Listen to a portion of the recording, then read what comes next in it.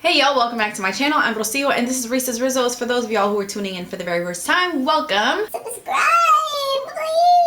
Alright, so we're going to go ahead and get right down to it. So in last week's video, I had asked you all to leave me a couple of questions that you had in regards to your naturally curly hair or any questions you might have in general on how to take care of your naturally curly hair. So the first question comes from Grace A. First question is, how can I make my natural hair curlier? I have some 3AB spots and some 2BC spots, and I want my 2B spots curlier. The first thing that I'm going to point out is that if you are still transitioning, your curls very well could just be growing out and it's just like those dead curls or damaged curls, and honestly the healthier curls or your true curls are going to be the curls coming out of your scalp, which is known as new growth. The one thing that you can definitely try is the finger quilling method. So what the finger quilling method does is it trains your curls to curl in a specific pattern. So you're manipulating your curls to grow out in that pattern. So over time, the new growth that comes out of your head is going to curl in that specific pattern that you've been manipulating it to curl into. There could be a possibility that your head just has a variety of different curl types. Like for me, for instance, I don't have one specific curl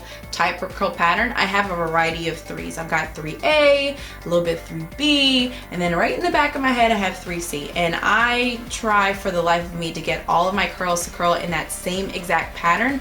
But I know that because of the fact that I have tried the finger quilling method, there's only so far I can go with my curl pattern or the spiralness of my curl throughout the entire head of hair that I have. So you very well could just have a variety of different hair types on your head, or when you're transitioning, you can continue to teach your curls to curl in a specific pattern, and that way the new growth will continue to curl in that same pattern. Grace's second question is, how can I tame my crown frizziness or frizziness at the root? If the majority of your frizziness is coming at the crown area or at the root, it very well could be the way in which you're styling your hair. When you're applying products onto your hair, specifically styling products, you want to make sure that you smooth them onto your hair as opposed to applying them in a rough manner. And also another tip that I can give you that a lot of people forget whenever they are styling their hair is to not touch your hair while it's drying. Otherwise, touching your hair will create friction, which will create frizz, which is the one thing that you're trying to avoid when styling in the first place. Lupe Laguna says, how many times a week should you wash your hair? This really does depend on you and your hair type and how much moisture you might need, or your activities throughout the week, or how much you've been sweating, or what you've been doing and things like that. So I'm gonna give you guys my rundown on what I personally do when it comes to washing my hair. Okay, so for example, Monday I wash my hair, I co-wash my hair. I will wash it with conditioner. I will rinse out the conditioner that I have massaged onto my scalp to release the dirt and grime and all of the bacteria that has kind of just been sitting on my scalp. So I'll rinse it out, and then I'll reapply conditioner as my actual conditioner to keep my curls hydrated and keep my curls moisturized. So then after I'm done washing that out, I will style my hair the way I normally do. So I'll style my hair, I'll wear that for the day, and then at the end of the day, I will throw my hair up in a pineapple. I'll go to sleep, and then the next morning I'll take the pineapple down and I will touch up any parts of my hair that I feel needs to be touched up. I will rock my second day curls, and then if I feel like my curls are still okay, then I will throw that up in a pineapple again, and I will probably just rock my third day hair. Depending on how my hair feels or how my hair looks, or if I've been working out, whatever it is that I might have been doing, if I feel like my scalp is pretty clean, then for the fourth day I will probably just put my hair in a ponytail or put my hair in a bun or do some kind of quick updo, and I'll wear it for the fourth day. I generally don't go more than 4 days without washing my hair again. So the next time I wash my hair, I will more than likely co-wash it again. Clarifying is really important because you don't want to clog your hair follicle, which will stunt your hair growth, and that will just kind of defeat the purpose of you trying to get curly hair or healthy curly hair in the first place. I will generally clarify maybe once every other week. Again, that all depends on how dirty your hair feels or how much product you've been using. Diamond Brown asks, can you do a video on how to get the ringlets in your hair, please? Because I see them all at the bottom. I can do a video on that. If you guys are interested in seeing a Flexirod tutorial, then give this video a thumbs up, and I can absolutely show you all how to get more of like a tighter pattern on your straggler pieces. So this isn't going to give you a permanent result, but maybe during your transition, if you're uncomfortable with wearing certain curls in certain areas of your hair and then in other parts of your hair just kind of being more of like a wavy pattern, then using Flexirod can absolutely help. Next question comes from Stephanie Smiles. She says, hey Rocio, is Jamaican black castor oil better than just regular castor oil? To give you a better understanding on the difference between Jamaican black castor oil and regular castor oil is basically the processing. So both castor oil and Jamaican black castor oil are made from the seeds or the beans of the castor plant. Regular castor oil is made by pressing the fresh seeds,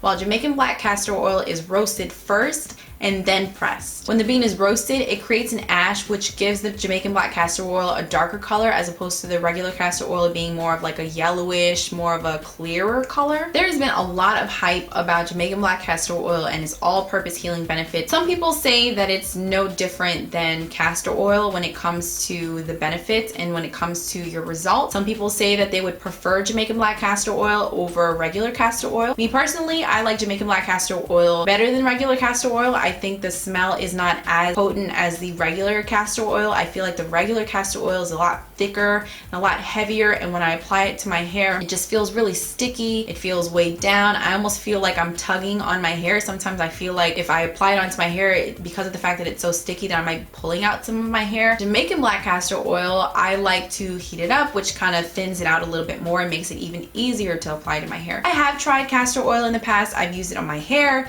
I've used it on my skin, and I've had not the best results about either one of them, which is why I was a little skeptical to try the Jamaican black castor oil and why I was a little hesitant to try it. But because everyone and their mama was trying Jamaican black castor oil, I was like, why? I wanted to know why, and I wanted to know what these benefits were all about. So I actually did try it, and it actually has been helping for my hair. You might want to try regular castor oil and see whether or not you like it. You might want to try Jamaican black castor oil. I know for a fact that regular castor oil is a lot easier to get your hands on. You can find regular castor oil at Whole Foods, you can find it at Walmart, you can find it at select drugstores. Jamaican black castor oil is a little harder to find, and I personally have only been able to find it at the Sally Beauty Supply store. I have not been able to find it anywhere else. I know you can also purchase Jamaican black castor oil online, but you want to be careful whenever you're buying it online because you want to make sure that you're buying it from trusted sources and trusted retail stores online. Don't go buy it from your average Joe because you might not be getting what you're paying for. Beauty Sunshine, or Beauty Sunshine 201, says, my hair is fine 3B curls on the bottom but straight on the top. Please help. There could be a variety of reasons why your curls are kind of loosening up at the top or might be weighed down at the top, and one of the reasons might be because it is weighed down by the products in which you're using. If you feel like your curls are much finer, especially if you have 3B fine curls, you want to use products that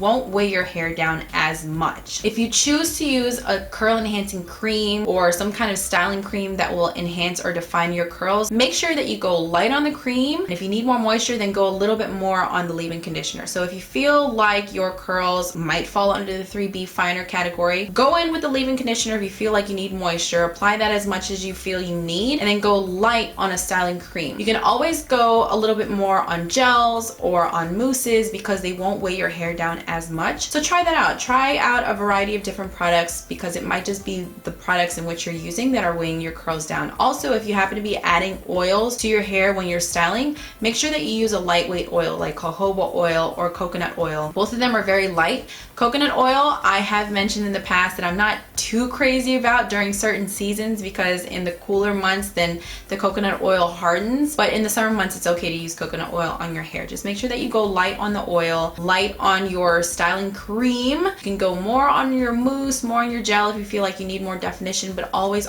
go light on the cream if you're going to be applying a styling cream on your finer curls. Those are all the questions for you all today. If you have any other questions, leave that down in a comment below. Don't forget to give this video a thumbs up if you liked it, and if you want to see that Flexirod tutorial, which I can absolutely provide for you all there. You can also find me on Instagram, Twitter, Facebook, and Snapchat. I will leave those down in the description box below too. Comment, like, subscribe, share, all that good stuff. Besitos, I love y'all, and I'll see you in the next video. Bye.